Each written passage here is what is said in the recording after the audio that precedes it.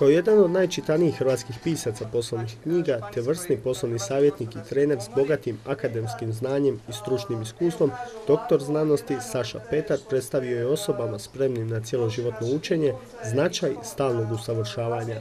Prije toga definirao nam je pojam starog znanja. Stara znanja su znanja koja su nas dovela do duga koji država ima, do firmi koji idu u stečaj, do činjenice da je 93 do 96% banaka ovisi o izvoru u vlasništvu stranog kapitala. Umjesto da u Uniju ulazimo u naponu snage, atmosfera je nažalost takva da se bojimo što nas čeka na jedinstvenom tržištu od 460 milijuna potencijalnih kupaca. Kako bi se na istomu uspjelo, prema mišljenju profesora Petra, bez znanja stranog jezika nemoguće je uspjeti, a slijedi. Na drugom mjestu vam je spremnost za rad u timu. Znači, da vas apsolutno ne zanima ko je odakle, kojem se Bogu moli i čiji je, nego zna li raditi ili ne zna raditi posao. Na trećem mjestu spremnost za prihvaćanje promjena.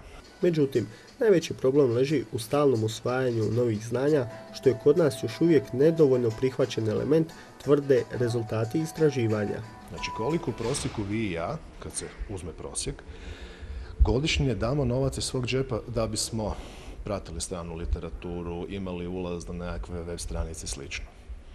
U prosjeku 100 kuna. Upravo kako bi se promijenile navedene navike, neophodno je cjeloživotno učenje i ulaganje u sebe. Tržište koje nas očekuje nemilosrdno će biti ako kao pojedinci dođemo nespremni. No ako imamo znanje i spremnost za usvajanje novih znanja, to tržište upravo na nas čeka.